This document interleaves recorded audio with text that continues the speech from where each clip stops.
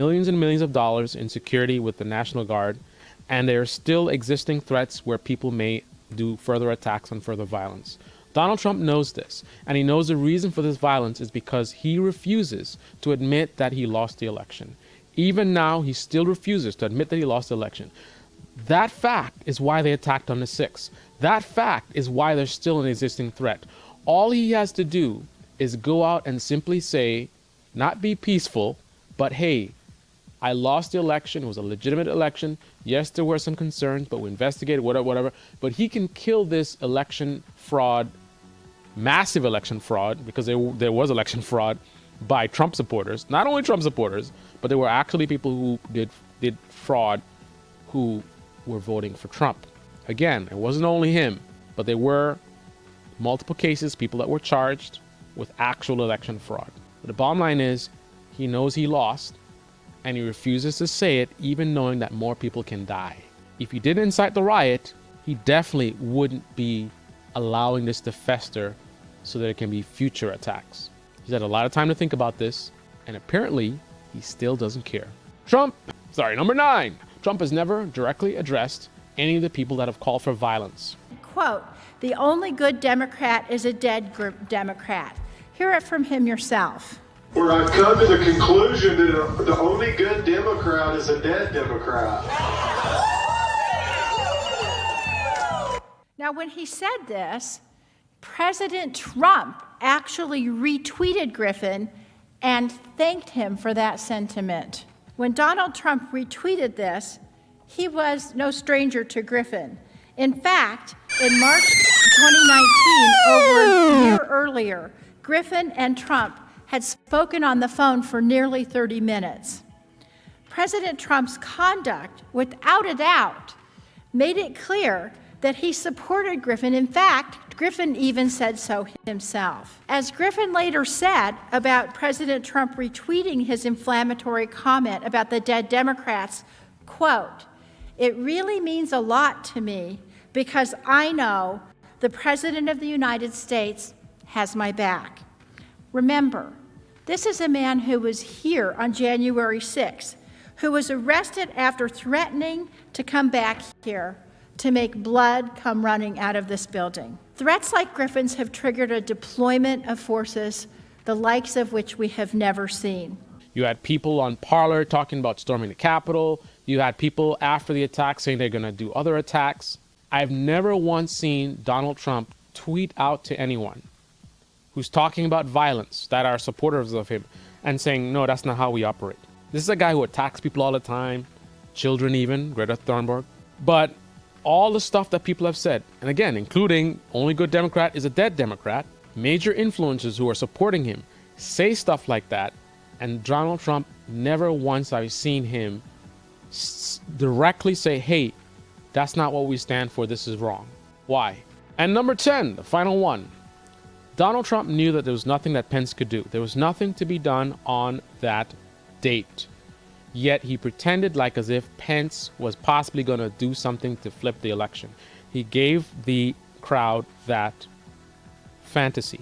What do you think happens when you have an angry crowd who believes the election was stolen and they're hoping that Pence is going to do something or something's going to happen, and then nothing happens? Again, he knew nothing was going to happen. There's nothing that could be done on that date. What do you think happens when an angry mob that thinks this is their final chance, that you've told them, we got to fight, otherwise you'll lose this country? What happens when they realize that Pence isn't doing anything? The group that has been openly planning to attack the Capitol. Why would you lead them to believe that Pence is going to change something and you know he can't? Why would you fool a group of people that are planning to attack the Capitol and you know this? Why would you fool them into thinking that Pence can do something? If you like Donald Trump, then you don't believe he's an idiot. I don't believe he's an idiot either. So you know he's smart enough to know what potentially could happen if you make them think that Pence is going to do something and then nothing happens. Also, why was he so motivating the crowd? For what reason? They were already super motivated. They were planning these events on their own, flying across the country, driving across the country. They were highly motivated. What's the purpose of energizing a crowd on a day where there's nothing that can be done? The election is over. There's nothing to be done on that date. Why are you fight and you got to fight and this and that and we're going to fight and you can't be like, what are you trying to accomplish? They're not allowed to leave the ellipse. It's just a rally and it's on a day where there's nothing that can be done and they're not visible to the people who are certifying the votes. So what are you trying to accomplish? Fight what? Now, if you're doing a campaign, the reason why you do a campaign event, you do a speech and you say, we got to do something or another, you try to motivate them, is because there's things to be done, right? You want to make sure that they're voting. You want to make sure that they're encouraging other people to vote, right? You want to make sure that they're donating. You want to make sure that they're engaged, right? That's why you go and you motivate the crowd. Yeah, we gotta stand up and fight for the democracy or whatever it is. That's why you do that. On the 6th, the race is already over. It's already over. Trump knows this. So what was he trying to push them towards? A crowd that's already energized. They didn't need him to motivate them. They were highly motivated. These people talking about, I might not be coming home and telling their kids they might not be coming home. I mean, they're posting this online. Talking about 1776. They're talking about civil war. Civil war was a major, major topic on that date and the day before. Why would you be trying to energize a crowd that's actively talking about civil war and attacking the Capitol on a date where there's nothing to be done? What was the point? What was Donald Trump trying to accomplish? If you don't believe he was trying to incite a riot, explain to me what he was trying to accomplish by riling up this crowd, energizing them, and then literally directing them towards the Capitol where they weren't supposed to go, knowing that they planned to attack the Capitol. Okay, if you like Donald Trump, you like his policies, whatever it is, but you can't deny reality. The reality is Donald Trump did just about everything that you would expect from someone who wants to incite a riot. That doesn't say necessarily he wanted anybody to get killed, but certainly all of this was not about just a rally. Think for yourself. I'll leave you with this. Think for yourself. If you were Donald Trump and you wanted to incite a riot, how would you have done it? What would you have done differently? Because remember, and again, anybody that's thinking about he didn't say to do anything violent, right off the bat, if you're thinking like that, then you're not really thinking. Under what circumstance would the President of the United States go and tell people to be violent? Donald Trump has said a lot of crazy things, but why would he tell these people, hey, go storm the Capitol? You have any idea what would happen to him if he did that? Look at what happened to him with just what he did. A ton of his staff resigned after. His numbers went down drastically. Corporations are distancing themselves from him. Can you imagine what would happen if he actually said, go storm the Capitol? He's not going to say that.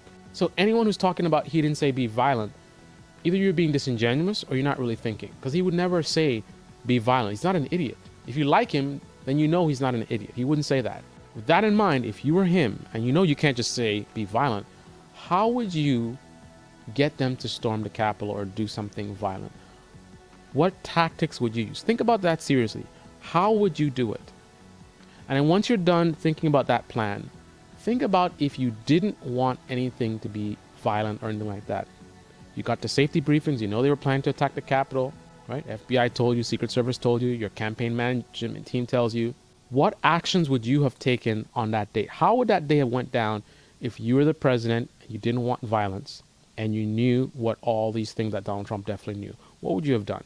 This is the Debate Me channel. Debate me in the comment section below. Click on the like button, subscribe, smash that bell.